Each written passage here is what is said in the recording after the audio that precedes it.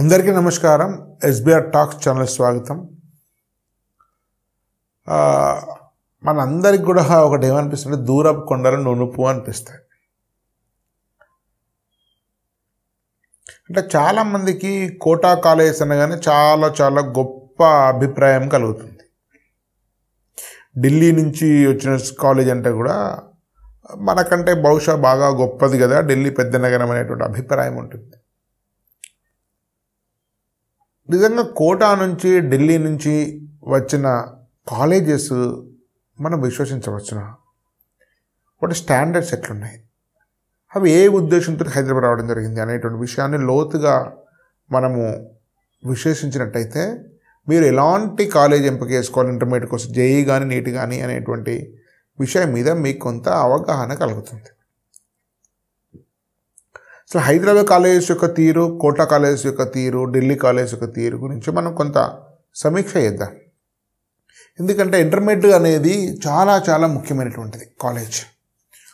Intermediate 2 years పిల్లలు సరైన విధంగా వాతావరణానికి, హాస్టల్కు, ఫుడ్కు అడ్జస్ట్ అయ్యి శక్తి మేరకు తగిన విధంగా హార్డ్ వర్క్ ఇస్తే వాళ్ళ శక్తి మేరకు, వాళ్ళ సామర్థ్యం మేరకు మెరుగైన ర్యాంక్ వచ్చే అవకాశం ఉంటుంది. దీనికోసం స్క్రీన్ మీద ఉండే నెంబర్కి మీరు ఫోన్ చేసినట్టయితే మిమ్మల్ని వాట్సాప్ గ్రూప్లో చెప్తుంది, ఫ్రీ. మీకు పర్సనల్ గైడెన్స్ కావాలనుకుంటే మీరు ఎస్బిఆర్ టాక్స్ యాప్ డౌన్లోడ్ చేసుకొని దాంట్లో choose a better entry call course తీసుకోండి. మీరు 1-to-1 మాట్లాడచ్చు. ఫిజికల్ మీటింగ్ కూడా మేము కండక్ట్ చేస్తాం. కాబట్టి ఈ అవకాశం అందరూ ఉపయోగించుకో. డిస్క్రిప్షన్లో దాని లింక్ ఇచ్చాము, వాట్సాప్ గ్రూప్ లింక్, దాన్ని సద్వినియోగం చేసుకోండి.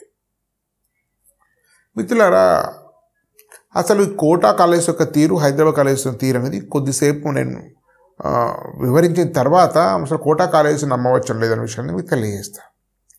నేను స్వయంగా కోటా వెళ్ళి 3 రోజులు ఉండేది చాలా సంవత్సరాల క్రితం. సో ఒక రకంగా నార్త్ ఇండియన్ అంతటికి కూడా కోటా అనేది ఒక కోచింగ్ హబ్. కొన్ని లక్షల మంది స్టూడెంట్స్ అవుతుంటారు అక్కడ. బహుశా హైదరాబాద్ కంటే ఎక్కువ మంది కోచింగ్ తీసుకునేటట్టుగా మనకు గమనిస్తాం.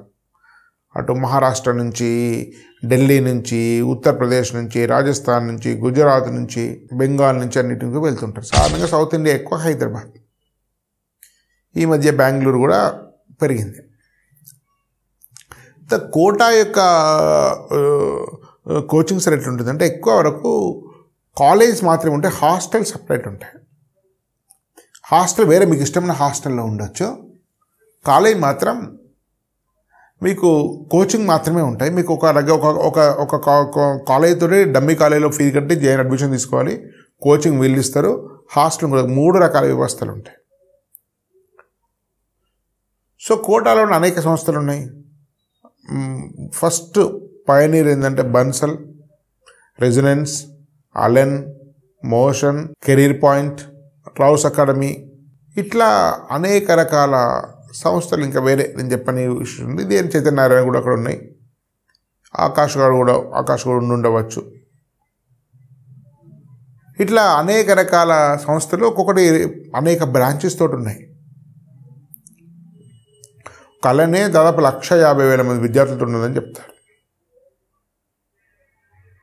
సో ఢిల్లీలో మీకు ఫిట్జీ తెలుసు, ఆకాష్ తెలుసు, విద్యా మందిర్ క్లాసెస్, విఎంసి, ఇవి ఢిల్లీలో ప్రాముఖ్యత కలిగి. సో గత 2-3 సంవత్సరాల నుంచి అనేక కోటా సంస్థలు హైదరాబాద్కి వస్తున్నాయి. రెసిడెన్స్ మీరు 3-4 సంవత్సరాలు చూస్తున్నారు, అది కూడా 10-15 బ్రాంచులు కలిగి ఉంది. కెరీర్ పాయింట్ కొన్ని బ్రాంచెస్ పెట్టింది. బన్సల్ వాళ్ళు పెట్టారు. ఇప్పుడు అలెన్ వాళ్ళు నెక్స్ట్ ఇయర్ వస్తున్నారు అంటున్నారు.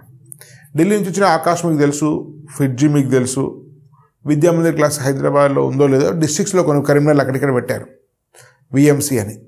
మరి వీటిలో మనం అడ్మిషన్ తీసుకోవచ్చా?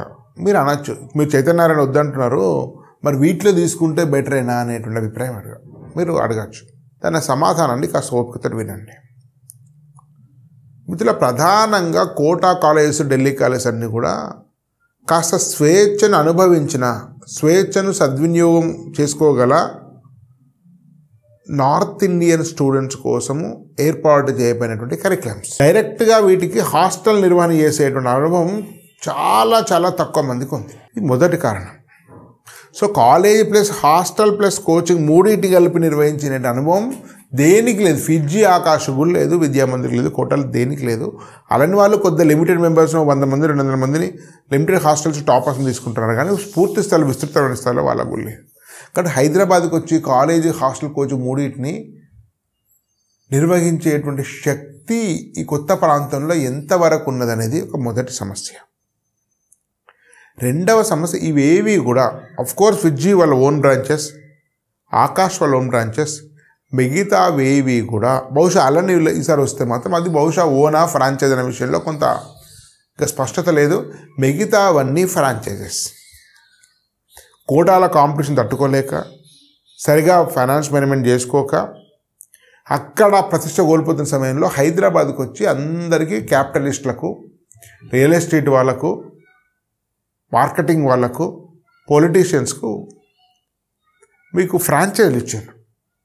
కాబట్టి మీకు పేరు ఎంత పెద్దదైనా, రిజన్స్ పెద్దదైనా, ఇక్కడ తీసుకునేటువంటి వ్యక్తి ఫ్రాంచైజీ యొక్క తీసుకున్న వ్యక్తి మీద ఆధారపడి ఉంటుంది.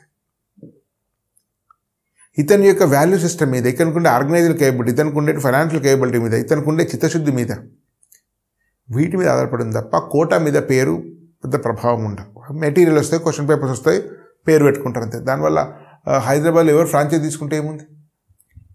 ఇంత పెద్ద పేరున్నా మనం నిర్వహించే దాన్ని బట్టి ఉంటుంది. కాబట్టి మెజారిటీ ఫ్రాంచైజ్ కాబట్టి వాళ్ళ స్థాయిని బట్టి ఆధారపడి ఉంటుంది. ఇది రెండవది. మూడోది, ఎవరైతే ఫ్రాంచైజ్ తీసుకుంటారో 20%, 25%, 30% వాళ్ళకు డైరెక్ట్గా ఫీజు రాయల్టీలా కట్టాలి. మీరు ఒక ₹1,00,000 ఫీజు తీసుకుంటే 30,000, 25,000 వాళ్ళకే తీసుకున్నారు. కోటా కట్టిన తర్వాత వీళ్ళు ఆ మిగతా డబ్బుల్లో మొత్తం మెయింటైన్ చేయాలి. కాబట్టి మీరు కట్టిన ఫీజులో 20 to 30% వాళ్ళకే, కోటా వాళ్ళకి పోయిన తర్వాత మిగతా ఫీజులో మెయింటైన్ చేయడం వల్ల సరైన క్వాలిటీ ఇవ్వడం సాధ్యం కాదు. నాలుగో అంశం, వాళ్ళు అంతులేని ఖర్చు పెట్టారు. అడ్వర్టైజ్మెంట్ కోట్ల కొద్ది రూపాయలు ఖర్చు పెట్టే ఉన్నాయి. మీరు చూస్తే చాలా ప్రైమ్ లొకేషన్స్లో రిజల్ట్స్ వల్ల పెద్ద పెద్ద హోర్డింగ్స్ ఉంటాయి. ఒకదానికి 5 లక్షలు, 7 లక్షలు, 10 లక్షలు నెల కిరాయి. అంత ఖర్చు పెట్టి, ఫ్రాంచైజ్ ఫీజు కట్టి, ఎస్టాబ్లిష్మెంట్ పెట్టి క్వాలిటీ మెయింటైన్ చేయగలుగుతారు. ఒక క్వాలిటీ మెయింటైన్ చేస్తే ఫైనాన్షియల్గా నిలబడగలుగుతుంది. ఇది చాలా చాలా చాలా పెద్ద ప్రశ్న. కాబట్టి వ్యక్తిగతంగా కోటా కాలేజీలో చేరకపోవడమే బెటర్ అనేది నా అభిప్రాయం. అదేగాక పెద్ద పెద్ద బ్రాంచెస్, ఎక్కువ బ్రాంచెస్ పెట్టిన తక్కువ 2-3 ఏళ్ళు అనేక బ్రాంచెస్ పెట్టినటువంటి వాళ్ళు ఆర్గనైజేషన్ ఫెయిల్ ఉండే అవకాశం ఉంటుంది. స్టూడెంట్స్కు న్యాయం జరుగుతున్నటువంటి నమ్మకం చాలా చాలా తక్కువ. వాటికంటే అంతో ఇంతో చైతన్యనారాయణలో కొన్ని మంచి బ్రాంచెస్ ఉన్నాయని నా అభిప్రాయం. వెళ్తే అప్కమింగ్ కాలేజ్కి వెళ్ళండి. ఫిజ్జీ మంచి కాలేజ్, కానీ తీవ్రమైన ఫైనాన్స్ ఇష్యూస్ ఉన్నాయి. మరి ఫిజ్జీ పరిస్థితి ఏమవుతున్నది క్వశ్చన్ మార్క్. వేచి చూసి నేను అడ్మిషన్ తీసుకోండి. ఆకాష్ మెడిసిన్ వరకు కొన్ని బ్రాంచెస్ బాగున్నాయి. సెలెక్టివ్ బ్రాంచెస్లో మీరు తీసుకోండి. డేస్ కాల్ హాస్టల్ అయితే లేదు, ఉన్న థర్డ్ పార్టీ బాగుండదు. ఆల్టర్నేటివ్ కాలేజ్ తిరుగుతున్నవి అనేక వీడియోలు అయిపోయాయి, మీరు తీసుకోండి. వీటిలో నైనో, నానో, మోడ్లెస్, ఇగ్నైట్, వాల్యూక్, ఎక్సలెన్షియా, మీర్పేట్లో ఉండేటువంటి మీకు మైటీ, ఇంకెక్కడ మంచిగా ఉంటాయి. సెలెక్టివ్గా ఆచి చూసి తీసుకోండి.